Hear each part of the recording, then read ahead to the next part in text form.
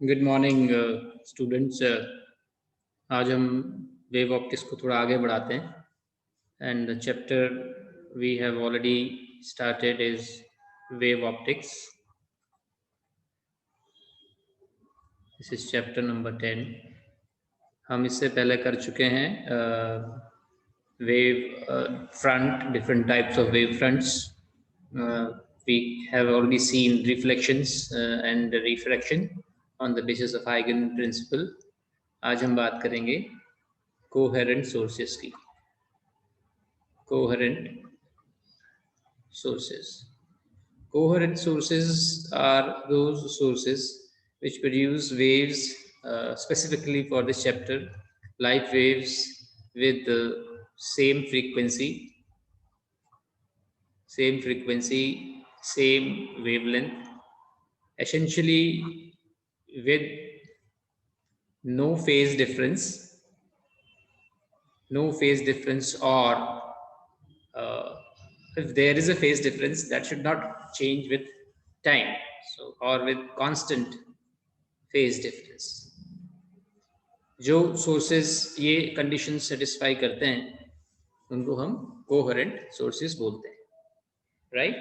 Coherent basically common origin से निकला हुआ है, ऐसे सोर्सेस जिनका ओरिजिन कॉमन हो।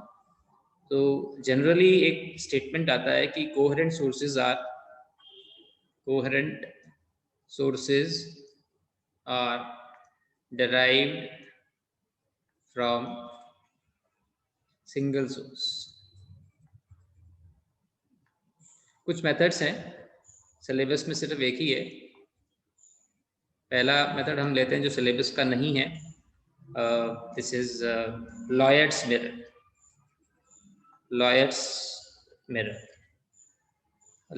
मिरर क्या होता है कि एक थिक मिरर स्ट्रिप होता है। एक थिक मिरर स्ट्रिप है, ये एक लाइट का सोर्स है और ये लाइट यहाँ से रिफ्लेक्ट होकर ऐसे जाती है। से this is your observer, so for this observer light is coming from this point, let it be S dash, and directly from this source S. So for this observer there are two sources of light, this S and this S dash. Basically this S dash is the image of S. So this is the concept of coherent sources by Lloyd's mirror. Then we have Fresnel biprism. हम इसको ज़्यादा detail में नहीं लेते हैं। दो back to back prism जुड़े हुए होते हैं, ऐसे बेस टू बेस प्रिज्म लगे हुए होते हैं इस तरीके से यहाँ पर, और यहाँ पर एक लाइट सोर्स होता है। लाइट्स यहाँ से निकलती है तो यहाँ पर और यहाँ पर इसकी दो इमेज बनती हैं, S1 एंड S2 सोर्स की। तो ये जो सोर्सेज हैं, दोनों इमेजेस हैं, ये कोहेरेंट सोर्सेज का काम करती हैं। And the third one is Young's double slit experiment. ये वही एक्सपेरिमेंट है जिसने लोगों को ये मानने पे मजबूर कर दिया था, जो लोग मान नहीं रहे थे कि लाइट का वेव नेचर होता है। तो जो शुरुआत इंट्रोडक्शन में मैंने आपको बताया था कि न्यूटन कैसे कन्विंस हुआ, that is one experiment which make people convinced that wave nature is the inherent nature of the light. तो यहाँ से कैसे कोहेरेंट सोर्सेस प्रोड्यूस होते हैं, ये हमारे सिलेबस की चीज़ है और ये एक स्पेसिफिक टॉपिक भी है। ये बहुत बड़ा सा नाम है, इसलिए इसको मैं आगे से YDSC लिखूंगा, YDSC। ओके। अब यंग साइंटिस्ट का नाम है डबल स्लिट आप पहले से अगर नहीं जानते हैं तो slit is a very narrow passage of light बहुत छोटे से अगर पैसेज से लाइट पास होती है तो उसको हम स्लिट बोलते हैं। जैसे अगर आपका फॉइल पेपर है, उस फॉइल पेपर में अगर आप ब्लेड से कट लगा दें या एक ऑलपिन से छोटा सा उसको पियर्स कर दें, उसमें छेद कर दें, so that become a slit, उसमें से लाइट पास करेगी, उसको हम बोलेंगे स्लिट। तो ये दो स्लिट रखी मैंने, ये दो स्लिट हैं, these are the two slits. यहाँ से लाइट पास कर सकती है, यहाँ से लाइट पास कर सकती है, और ये आपका एक सोर्स है, ये सोर्स है। अब मान लो कि ये जो सोर्स है ये S1 और S2 से बराबर डिस्टेंस पर है, तो यहाँ से लाइट निकलेगी, ऐसे जाएगी, यहाँ से लाइट निकलेगी, ऐसे जाएगी।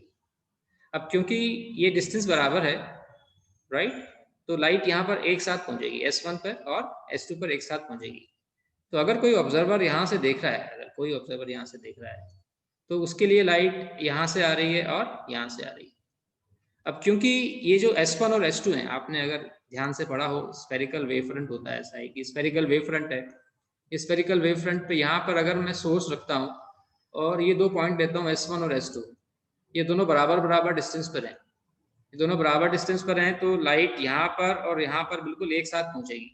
तो S1 और S2 basically they lie on the same wave front, एक ही वेव फ्रंट पर है।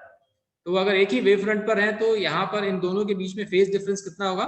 0। तो ये जो S1 और S2 हैं, इस ऑब्जर्वर के लिए दो अलग अलग सोर्स का काम करेंगे। और वो कौन से सोर्स होंगे? कोहेरेंट सोर्स होंगे। क्यों? क्योंकि कोहेरेंट सोर्स ऐसे होते हैं जिसमें फेज डिफरेंस या तो होना नहीं चाहिए, और अगर है तो उसके बीच में फेज डिफरेंस कैसा होना चाहिए? कांस्टेंट होना चाहिए, राइट।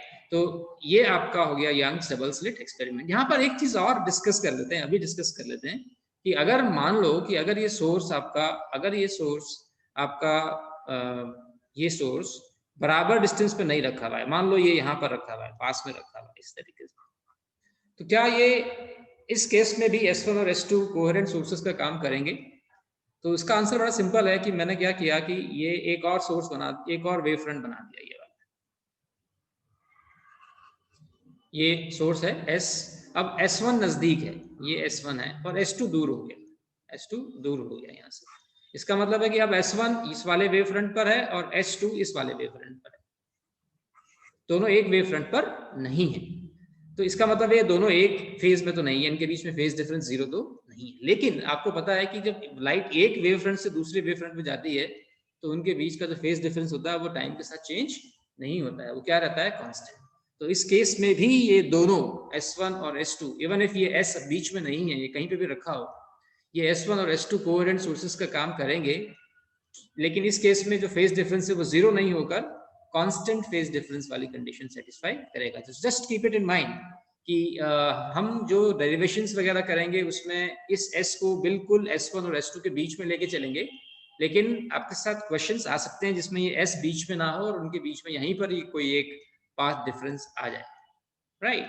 तो इसको हम third source of coherent sources मानते हैं, third method of producing coherent sources, right. अब अगर मैं आपसे एक बड़ा वियर्ड सा क्वेश्चन पूछूं कि क्या आपने कभी सुना है कि light plus light, light plus light equal to no light? ऐसा हो सकता है कि लाइट और लाइट मिल जाएं और अंधेरा हो जाए?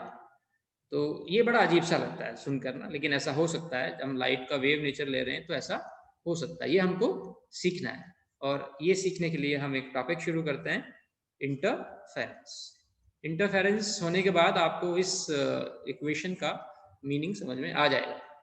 तो what is interference? Interference is basically एक वर्ड हमेशा इसके साथ एसोसिएटेड है कि it is a redistribution of energy, redistribution of energy. Redistribution of energy कब होता है रीडिस्ट्रीब्यूशन? जब दो light waves, when two light waves superimpose on each other, ठीक है। कंडीशन क्या है कि the light waves must be from coherent sources, light waves must be coherent sources से आनी चाहिए। तो interference is basically a phenomena in which energy gets redistributed. अब रीडिस्ट्रीब्यूटेड का मीनिंग भी आपको समझ में आना चाहिए कि रीडिस्ट्रीब्यूशन का मीनिंग क्या है, राइट। और इसी से पता लगेगा कि interference does not violate law of conservation of energy. वो एनर्जी कंजर्वेशन के साथ परफेक्ट एग्रीमेंट में है। और इसका क्लियर आइडिया होता है आपको इस वर्ड के साथ कि एनर्जी का रीडिस्ट्रीब्यूशन हो रहा है, राइट। सो लेट्स सी क्या होता है। सपोज करो कि ये एक लाइट वेव है, ये एक लाइट वेव है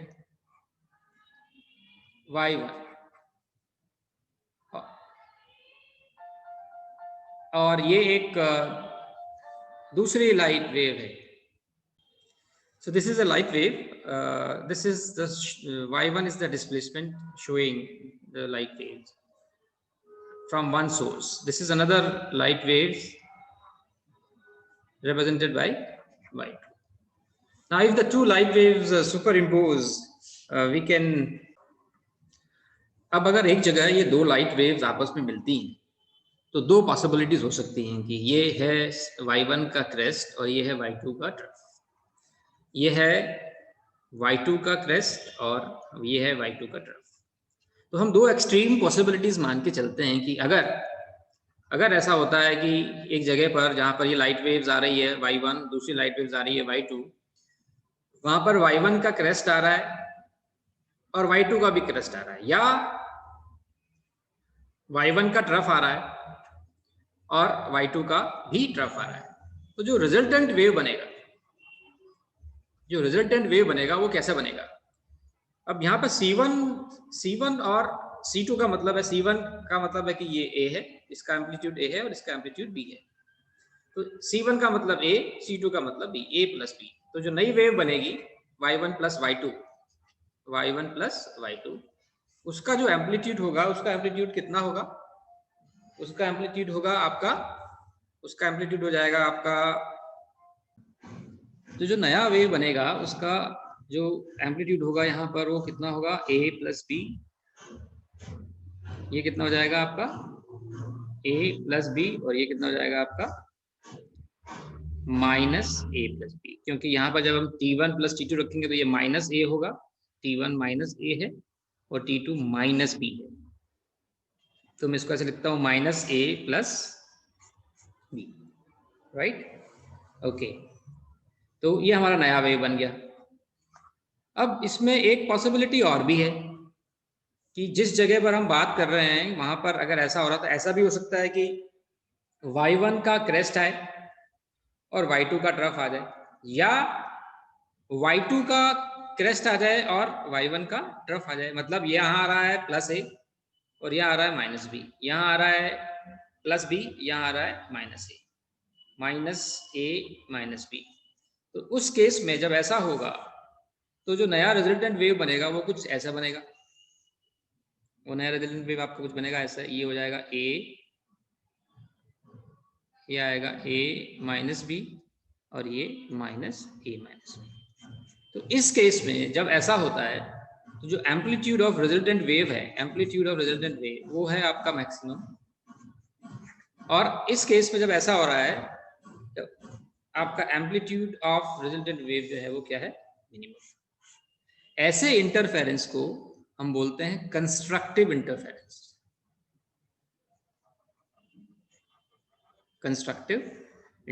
और ऐसे इंटरफेरेंस को हम बोलते हैं डिस्ट्रक्टिव इंटरफेरेंस। इसको हम शॉर्ट में लिखेंगे CI और इसको हम शॉर्ट में लिखेंगे DI। अब हम मैथमेटिकली इनकी कंडीशंस निकालेंगे कंस्ट्रक्टिव इंटरफेरेंस की, डिस्ट्रक्टिव इंटरफेरेंस की, अगले वीडियो में, राइट?